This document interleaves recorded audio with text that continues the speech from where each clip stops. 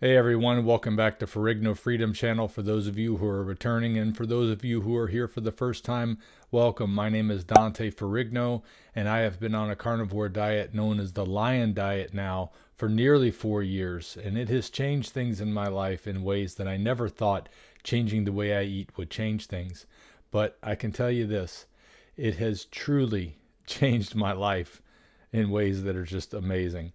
And you can go back and look at my story. Start with 125 days on Lion Diet.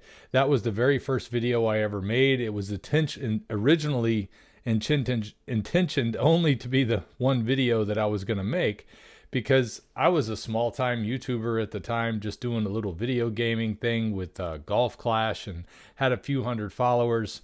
And I thought, well, I'm going to do this crazy Lion Diet thing to see if I can solve my gut problem. But I know I'm going to lose some weight too, because low-carb diets are good for losing weight. And maybe I can show some of my buddies who play Golf Clash how they can drop a few pounds too, because I know a few of them could use some help in that area. I had no idea the effect this video was going to have on people, nor the effect that it was going to have on me in the long run, especially when I started, because it was just, I had no idea. I thought I was just on a journey to see if I could save my life. I didn't know I was going to get the life that I never thought I was going to have at all. I mean, I feel better now at age 52 than I did at any point in my entire life. So it's pretty amazing what the carnivore diet has done for me.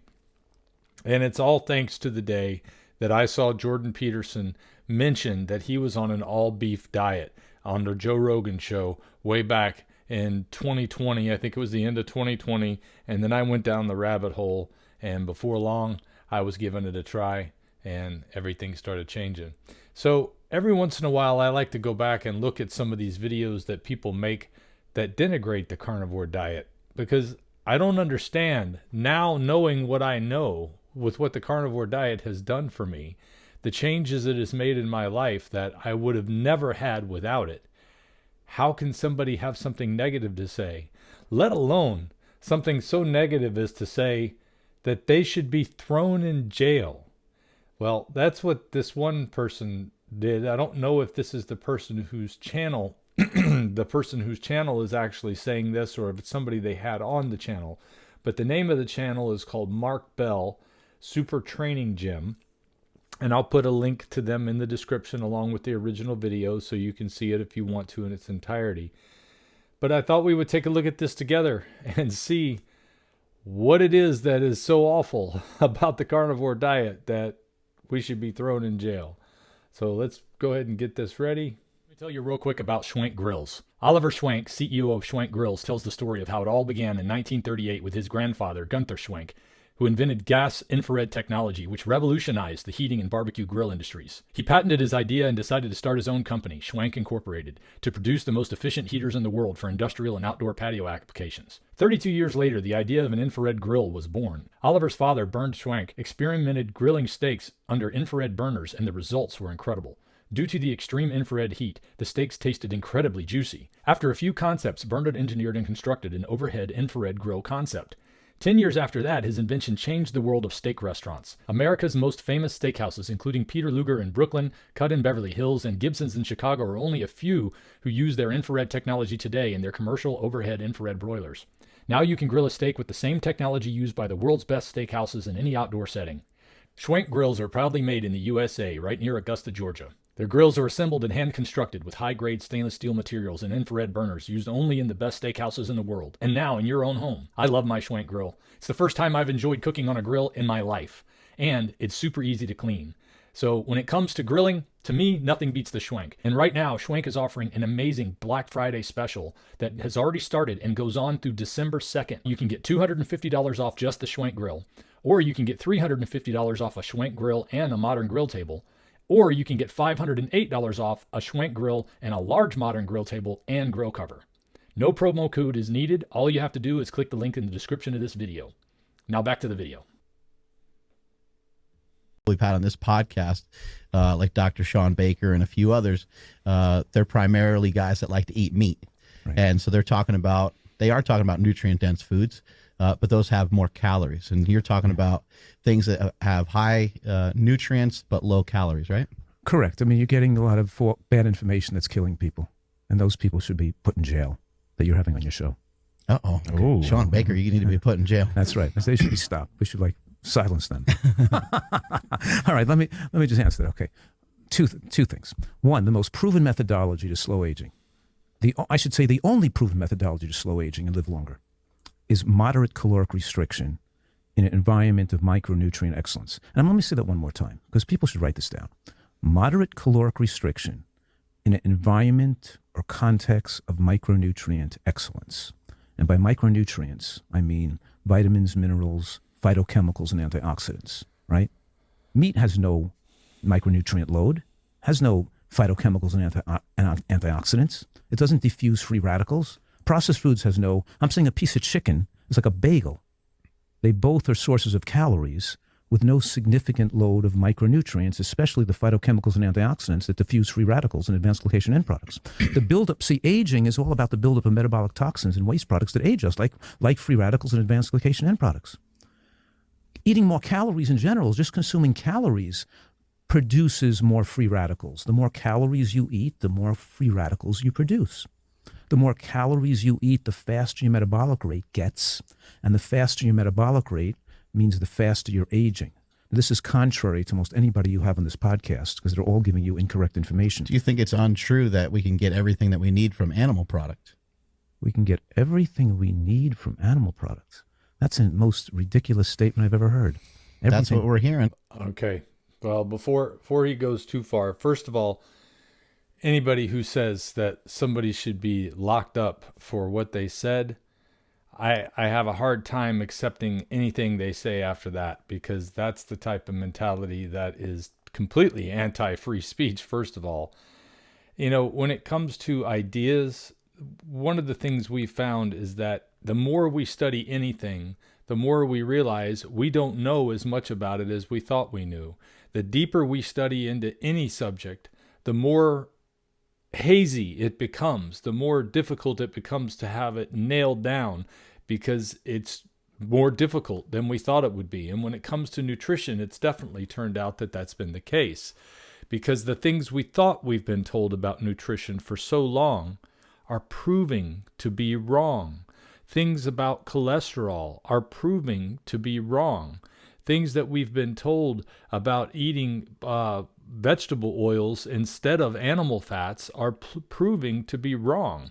And we're finding out the reason why these things are being proven to be wrong is the studies that were being done were being influenced greatly by the companies who wanted to market more grain products, more cereal products, more sugar products.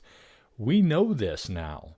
So when you start looking at it from that perspective, you have to be careful to take in all of these previous studies that tell you something, which I have a feeling a lot of his information is coming from.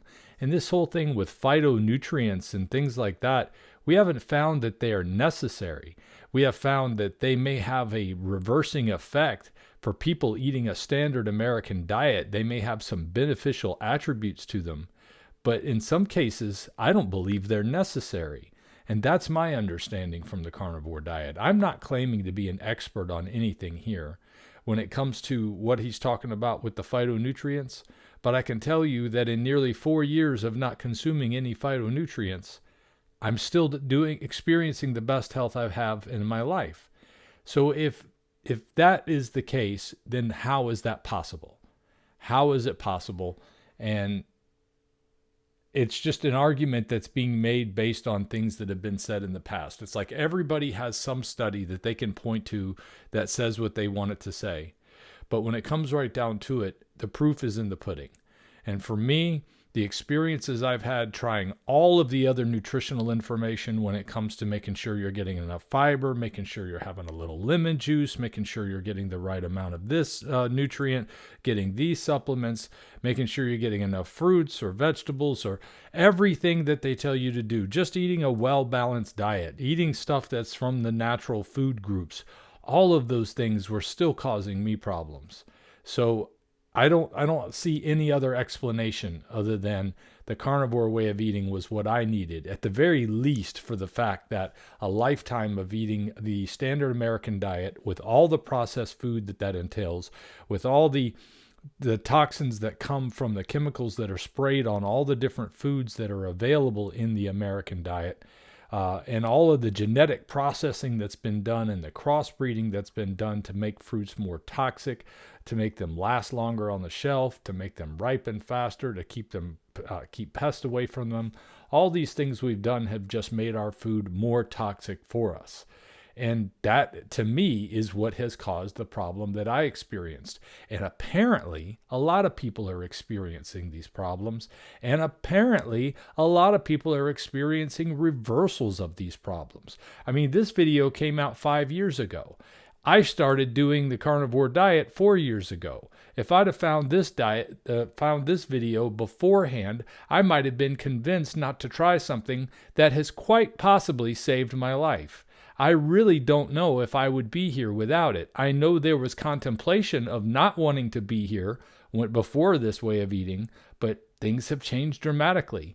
And even though stresses in my life are higher than they've ever been, I'm able to deal with them now in ways that I couldn't before the carnivore diet came along, because I couldn't control my emotions like I can now. There are so many benefits to the carnivore diet. I'm flabbergasted when I hear somebody say the things that he's saying here with regard to somebody should be thrown in jail for sharing this information. It's like, whose pocket are you in? I don't know this guy from Adam, so forgive me if I'm overstepping my bounds on saying that, but I can't help but wonder, whose pocket are you in? What money? There's no tremendous profit to be made in sharing the fact that eating a carnivore diet is going to save your life. I mean, I've been talking about it for free here on YouTube for many years. Now, thankfully, I have quite a few supporters, and I have a few people who have paid to get information from me directly, or I have people who have bought products that I recommended. But these are things that they would have done anyway if they were pursuing this way of eating. These are foods that they would have bought. Maybe they needed that extra information directly from somebody that they were willing to pay for.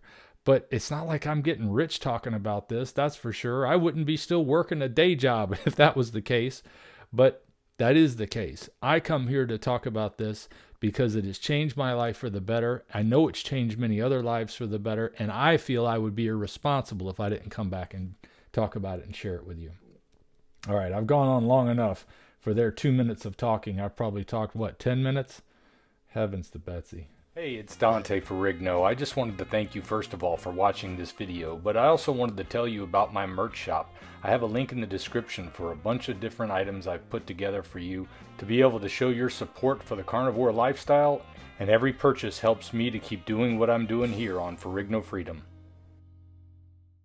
That you can get everything that you need in terms of especially micronutrients from liver, heart, and just the amount of ignorance is just incredible, and the amount of false information giving out to people is really quite disturbing.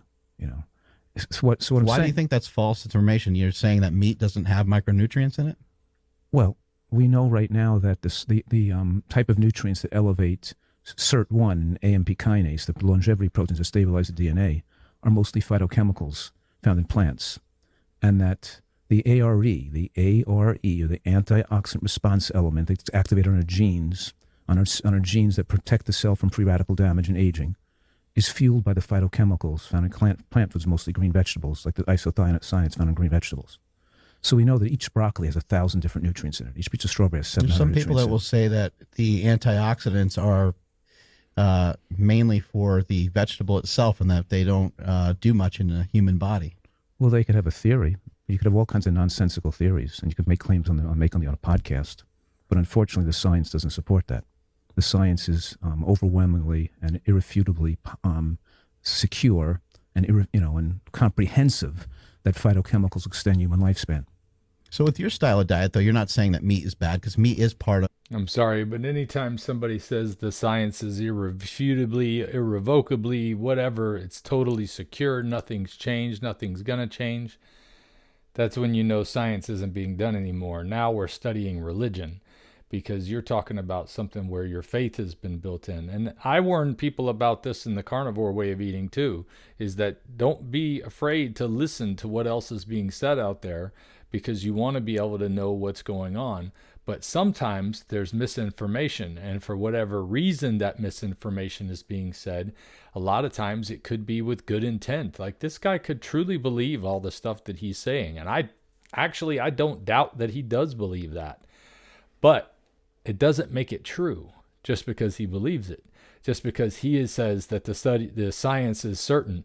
We've all heard how certain the science is on things, only to find out very shortly after that even the people who said those things knew the science wasn't studied or certain on those particular things. So that's another thing I watch out for when people start talking about their certainty on certain things. No, I am saying meat is bad. I'm saying the evidence is irrefutable.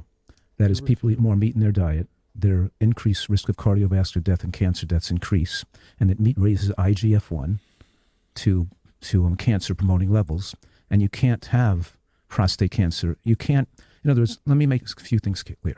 We give studies more credence if they go on for decades with many hundreds of thousands of people, or many thousands of people. We look at hard endpoints like death.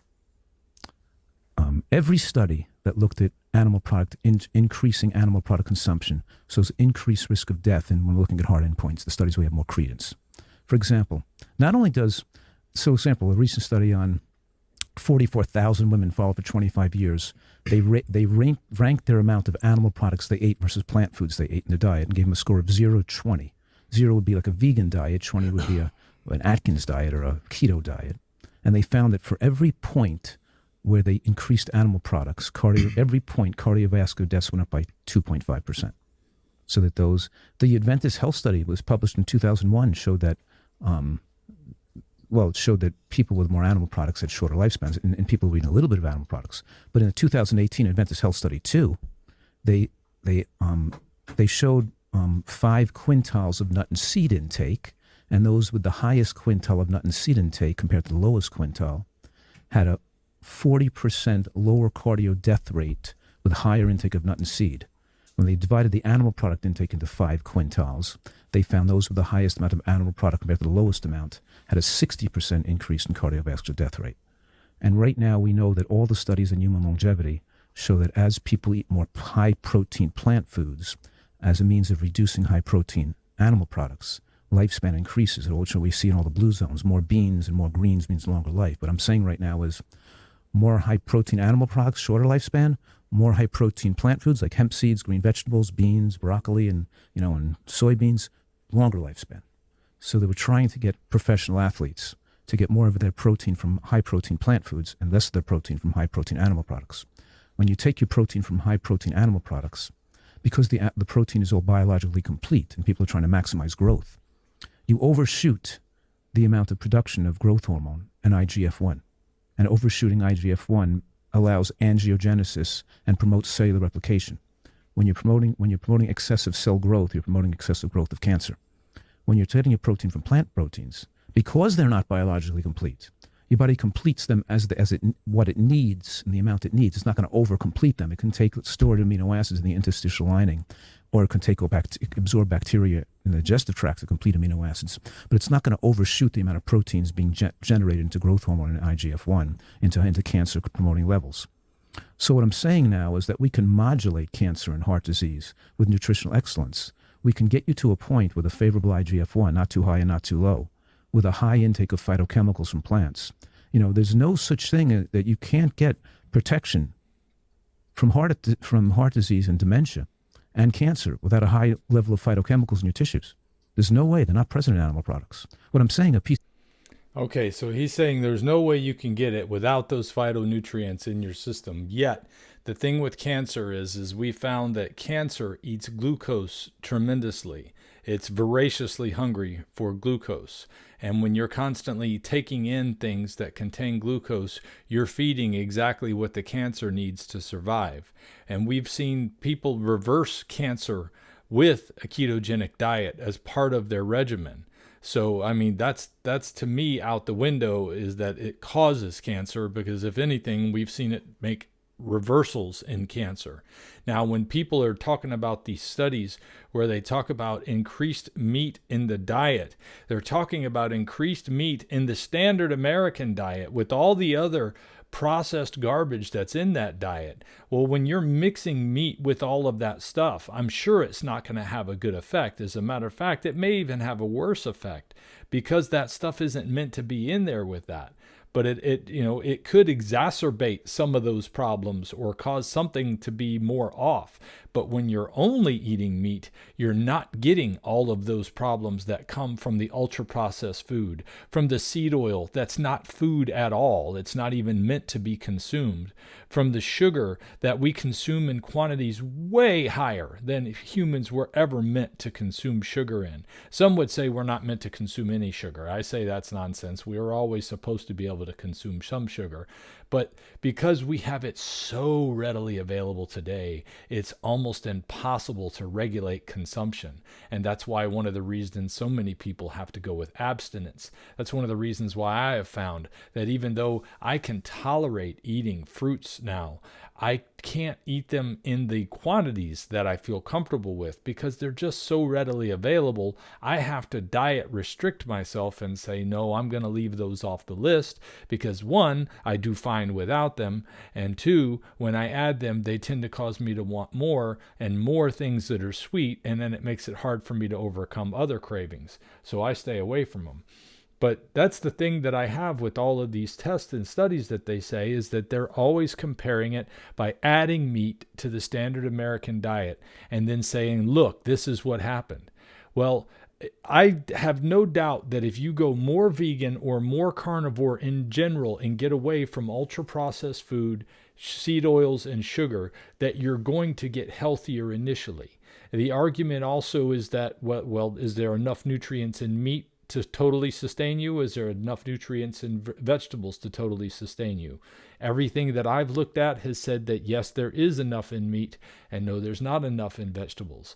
I know there are some things that are not in meat that are in vegetables, but you find that you don't need them when you're not consuming carbohydrates. So there's a lot of variables that play a role here. And the biggest part of it is whether or not you need a carnivore diet for healing of your body or not. I always have to tell people, I started this diet because my gut was hurting so bad and doctors had no answers for me that I had to do something. And this was the thing that I did.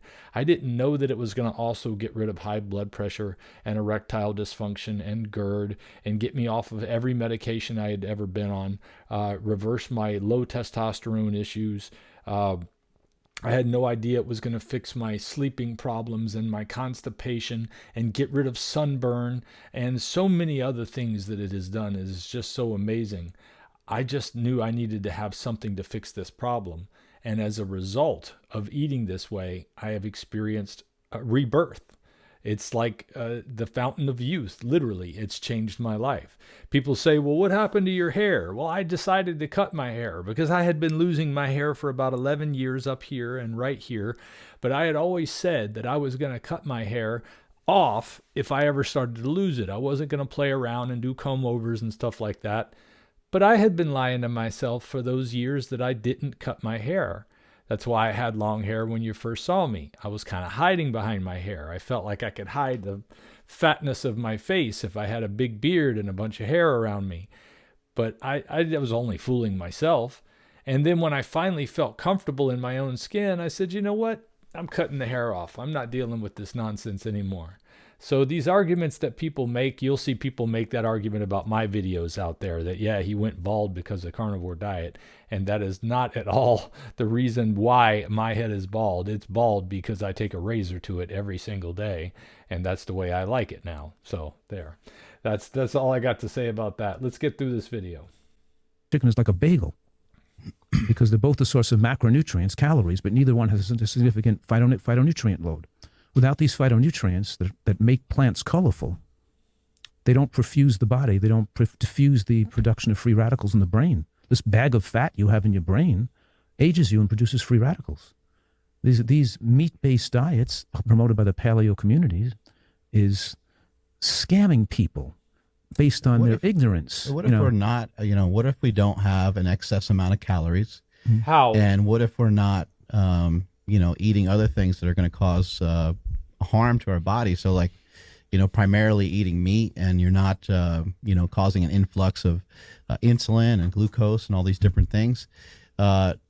Do the rules change a little bit? Because a lot of the research with some of the stuff that you have cited is a lot of people that are on a standard American diet. No, it's not and true. They're eating red meat. No, it's not true. That's more nonsense, and that's a more, how should you say, just an argument that these people make to try to promote a meat-based diet based on a hypothesis, but that hypothesis has been looked at over and over again in the medical literature and shown to be wrong. Number one, the shortest lived occupation in North America is linebackers on football teams. The amount of meat they had to eat to get that big shortens their lifespan, number one. Number two, when we look at people on those so-called keto diets, we see as plant carbohydrates go down in the diet, so does increased risk of death from both all-cause. Hold on. I gotta back up for a second. Just that thing that he said about the linebackers. Look at people on those so. Okay, so number two. He's at number two now. Number one is linebackers the shortest live in the, what did he say, the NFL? What kind of statistic is this that you're picking up out of the blue? What linebackers in the NFL do? Because they eat a lot of meat. Do linebackers specifically eat more meat than running backs do? I mean, do they eat more meat than linemen do? That's his number one point, was linebackers in the NFL. That's all I've got to say. We'll just proceed with that. And if you think that that's a legitimate point to make an argument with, then I God help you. Keto diets we see as plant carbohydrates go down in the diet, so does increased risk of death from both all-cause mortality, both cardiovascular mortality and cancer mortality. So, not saying that sugar and honey and maple syrup and white rice and white potato are good foods. I agree that high glycemic carbohydrates shorten lifespan, but we don't buy a car by comparing it to a junkyard wreck. Just because glycemic carbohydrates are lifespan shortening, or maybe even worse than meat, doesn't exonerate meat or butter in the process. Still, if you still studies based on replacement calories, take the sugar out and put in meat, or take the sugar out and put in eggs or something, it might look not as bad as eating sugar, but take the sugar out and put in beans or greens, and you get much more lifespan than taking the sugar out and putting meat. Do you have some theories as to why? I just want. There is no study that shows that carnivore diets have all-cause mortalities increased. That is a legitimate study that isn't using some sort of correlative study that doesn't show causality. It almost always is some sort of study that's slanted by some group that needs to be able to sell more product. And that's one of the worst things about going with studies, is that the studies can be really every researcher is just as good as whoever's financing them. And most of the time, whoever's financing them is the people who want to sell the food that is going to make the most money, the cheapest food that they can make. Grains, cereals, they're very cheap and easy to make in comparison to raising animals the proper way. So it would be a lot easier to do it that way. Not to mention, it seems to keep the people more docile. So there may be some bigger plans going on behind the scene when it comes to all this, but I try to stay focused just on the nuts and bolts of it. Let's deal with the nutrition of itself. If you've got any comments on why we're pushed into this direction of not being able to eat meat, I'd love to hear them in the comments, though. Let's press on. Greens, and you get much more lifespan than taking the sugar out and putting meat. Do you have some theories as to why? I just want to say this, that it's okay to have a theory, but then you have to say, if you want to know what's reality, and people get all these hypotheses, we have to have a comprehensive look at the medical literature, the scientific literature, and see what the long-term data shows. And the long-term data disproves all those theories that people have trying to promote what people want to eat, especially in the bodybuilding community and among trainers and things. And people are overly consumed with size, and they don't recognize that when you're going to overly consume with size and you're trying to maximize growth, you're going to also be shortening your lifespan in the process. We want to maximize fitness and strength and not be the biggest human being you could possibly be. Isn't using like the linebacker of a football field? I mean, linebackers are massive as it is. Yeah. Saying that meat causes a linebacker's death, isn't that kind of too strong of a, like, it's not the meat that killed the linebacker. There's many other things I can go in, especially with like the dangers of that sport in general, right? Yeah, we don't know exactly what killed the linebacker. Maybe they took steroids. Maybe they had a stressful, I don't know all the factors that could have killed him, but we know that striving to be big and the diet you have to eat to get that big shortens lifespan. So what I'm saying right now is like look at me. I'm a small guy. I'm 5'9". I weigh 150 pounds. But at 65, I can do 70 push-ups and 20 chins, and I'm still very fit at my age. And I have a six-pack, you know, and I'm solid, you know. I want to keep this way. Yeah. Now, I could get to be 165 or 70 pounds by changing my diet and eat more meat, but that wouldn't be favorable for my lifespan. The goal isn't being to get bigger and unnaturally big. I want to be fit and strong for my size, but not as big as I possibly can be. I would need to change my diet to make it accelerate aging more to get bigger. I don't want to be able to bench press an extra 50 pounds. I want to be able to be fit with my own body weight. So to get big enough to be a professional athlete. Now you can be the professional basketball players, tennis players, skiers, and, you know, and martial artists and boxers love this type of diet because they're strong for their body weight and they can keep themselves light and they're really fit and you know, they're great. But to be a linebacker, as you agree, you have to be extra sized, really big. I do. And what I'm saying is that bigger athletes, we know right now that eating to get that big is not lifespan promoting. Okay, so he doesn't really know what he's talking about at all. He spent the last 5 minutes of that, not 5 minutes, but the last few minutes basically talking exactly about what I said about his main point about linebackers. And it's like, it's almost a non sequitur. It's not even the same topic. It has nothing to do with the topic that he's talking about. And to look at the man, I mean, he was a scrawny looking guy to me. That to me looks like he's malnourished. But I mean, some people are skinnier like that. They don't have to be malnourished to be that way. They're genetically different. I'm genetically different. I don't have to work hard to be as big as I am. I'm 6 feet tall and I'm easily 200 pounds without even trying. And when I am trying, or well, let's just say when I'm eating the standard American diet, I can easily push 300 pounds. But when I'm eating a good carnivore diet, I'm in the best shape of my life. I'm in the same weight range that I was in when I was wrestling in high school. I haven't been this low of weight, with the exception of being on carnivore diet, having been a little bit lower at times. As the last time I was this low in weight, I was probably 12 years old. I'm 52 years old now, and I'm maintaining my high school wrestling weight. That to me is a huge deal. And I'm feeling better. I'm able to participate with family in things that I couldn't participate with them in before. I'm able to go on long walks because my legs aren't rubbing together. I don't have to take medicine for 50 different things anymore. It's truly been a miracle to me what the carnivore diet has done for me. And to know that there's people out there who would be willing to go as far as to say that somebody who promotes a carnivore diet ought to be put in jail is really amazing to me, that this is the way people think. And somebody with that type of thinking is able to wrap their brain around nutritional philosophy and try to come up with something good that you're going to use. Well, I don't see any use in anything what that man just said as far as giving me information that would have changed my life. Like the video that led me to the carnivore way of eating, the one that introduced me to the idea that I could change my life as a result of this. If I'd have watched the video I just watched now, I would still be miserable if I were even still alive.